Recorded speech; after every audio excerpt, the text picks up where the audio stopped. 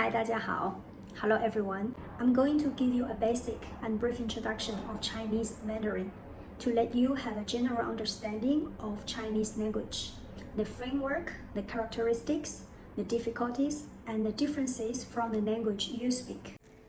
When we're speaking of Chinese, often referred to simply as Mandarin, is the official language of China and is also spoken in various Chinese-speaking communities worldwide.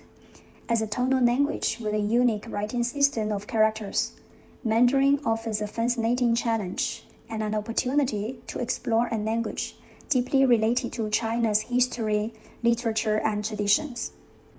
First, one of the fundamental aspects of Chinese is pinyin, which is used for listening, speaking, and typing. We are using international phonetic alphabet and tones to make it easier for learners to spell Chinese. Pinyin uses diacritic marks a, to represent the four tones and a neutral tone. A pitch or tone of a word can change its meaning. For example, 餐馆 means restaurants. 参观 means visit. 一直 means always. 一致 means wheel. 一致 means heel. 一支 means measure words to describe different nouns. So mastering tones and intonations are crucial for accurate communication, but the most important thing is understand the context and the situation you are in. For example, there are a lot of learners whose intonation are not perfect, but in most cases, Chinese people understand them, just like Chinese when we're learning another language. Like in Italian or Spanish, we don't know how to pronounce Roma, Madrid, or in German, in French, we don't know how to pronounce Français, Frau, etc. But most of the situation people can understand without the perfect pronunciation. And also because Chinese is a language of perception. Which brings us to the second fundamental aspect of Chinese, grammars. For example, here we say 一个女人, one woman in Chinese. 十个女人, 10 women in Chinese. 女人, 女人, the same, no number change. 吃饭 means eat in Chinese. 我吃了 means I ate or I finished eating my meal. Here we use le, a particle, after a verb to express the past tense. 我在吃饭 means I am eating. Here we use an adverb 在 before a verb to express doing something. Another example, 语 and 言 both conveys the meaning of language, but we can use them separately. We can use one word, for example, 英语 English, 汉语 Chinese, or we can use them together. What language? 什么语言?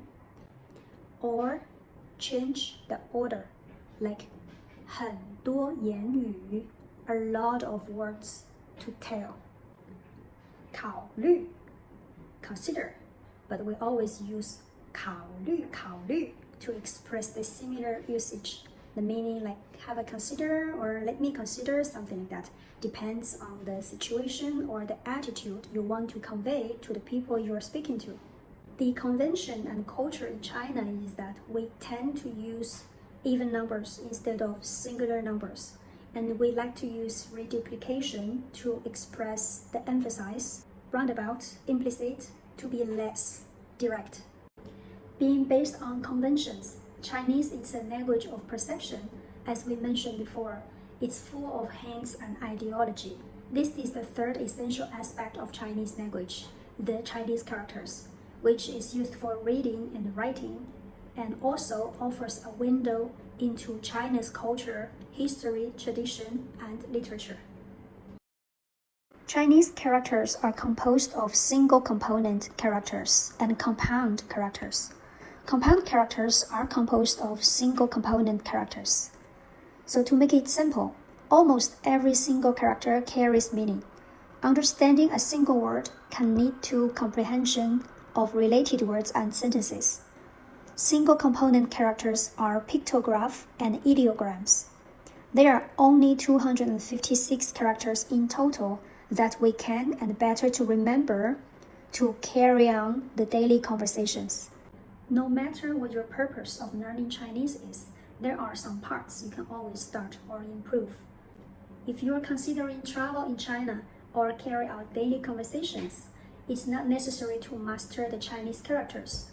But if you have the plan to study in China or expand the business, it is more important for you to recognize some Chinese characters, to type, and to know the culture. It's crucial for you to understand culture when you are in business table or socializing. In general, when you are learning a new language, it's not only about mastering the language itself, it's also about appreciating and understanding the culture that shaped it. If you have further interest of this Chinese language, please click the link below to go to my website to know more details, or click book now to have a trial lesson with me to start your Chinese journey.